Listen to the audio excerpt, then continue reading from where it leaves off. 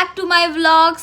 और आज की व्लॉग में हम रिव्यू करने वाले हैं एक मूवी को जिसका नाम है चंदू चैंपियन।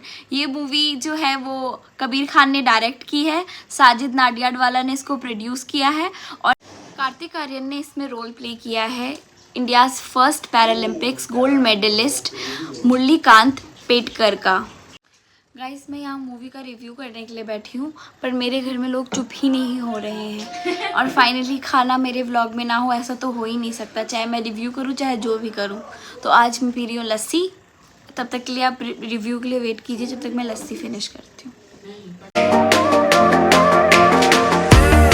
तो after a short lassi break let's start the review again.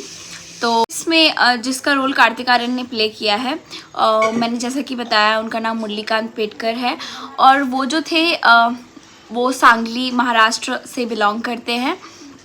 उनकी लाइफ स्टोरी पे बेस्ड ये स्पोर्ट्स ड्रामा मूवी है और इस मूवी में बहुत अच्छे से स्टार्टिंग से ही बहुत फन एलिमेंट, कॉमिक टाइमिंग सब कुछ एकदम परफेक्ट था।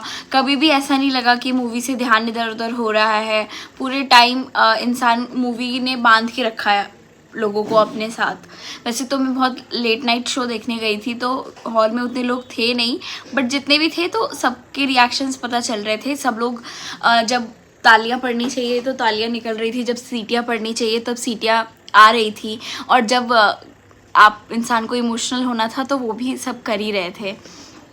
तो बहुत अच्छी मूवी थी।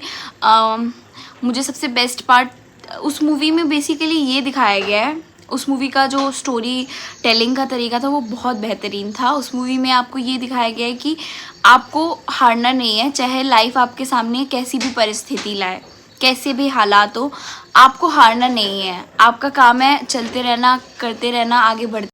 और यहाँ पे मैं मूवी की स्टोरी तो नहीं बता सकती, वैसे भी मैं रिव्यू करने के लिए थोड़ा लेट हो चुकी हूँ। आप में से बहुत सारे लोग देख चुके होंगे मूवी, बट स्टिल मैं रिकमेंड करूँगी कि प्लीज़ जाइए and watch the movie. Very good movie. Kartik Aaryan ने बहुत बेहतरीन तरीके से इसमें रोल प्ले किया है और उन्होंने मराठी एक्सेंट ट्राई किया है क्योंकि जो मुरलीकांत सर थे वो महाराष्ट्र से बिलोंग करते हैं। तो he tried well and I think he did well. तो और अगर यहाँ पे मैं बात करूँ और कैरेक्टर्स की मूवी में, तो cast selection was too good. इतने अच्छे अच्छे कलाकार इन लोगों ने चूज़ किए, बहुत सारे मराठी कलाकार भी थे। और अगर बात करें हिंदी सिनेमा की तो हिंदी सिनेमा से श्रेयस तलपड़े, अनिरुद्ध दवे एंड राजपाल यादव और बहुत बहुत इम्पॉर्टेंट रोल प्ले करते हुए विजय राज थे। विजय राज की एक्टिंग के बारे में तो कोई कुछ बोल ही नहीं सकता है। He was too good. whatever he was playing, he played it top notch, the best way possible. उन्होंने बहुत अच्छे तरीके से किया और भी कुछ कैरेक्टर्स थे जिनका मुझे नाम पता नहीं है, but they did really well. जैसे कि जो मुरलीकांत सर के जो फ्रेंड बने थे उनकी एक्टिंग भी बहुत अच्छी थी।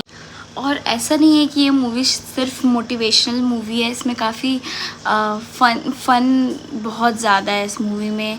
अगर आप थोड़ी बहुत कॉमेडी एक्सपेक्ट कर रहे हैं तो कॉमेडी भी है, पंचेस भी हैं। बहुत बहुत अच्छी मूवी है। मैं आप सबसे रिक्वेस्ट करूँगी कि प्लीज़ जाइए और देखिए इस मूवी को और पूरा सपोर्ट कीजिए, क्योंकि मुझे लगता है कि ऐसी स्टोरीज़ सबके सामने आनी चाहिए। क्योंकि बहुत सारे ऐसे बच्चे होते हैं जो सोचते हैं कि अगर किसी एक एग्ज़ाम में फ़ेल हो गए, जैसे स्पेशली अभी नीट का सीन चल रहा है, तो उन बच्चों को मे बी ऐसा लग रहा हो कि लाइफ यहीं ख़त्म हो जाती है। बट उन्हें वो मूवी देखनी चाहिए, या उस मूवी के बारे में, या जिसका रोल प्ले किया गया है मुरली सर का, उनके बारे में उन्हें पता होना चाहिए कि लाइफ में कभी हारना नहीं है। Life is all about struggle, failures.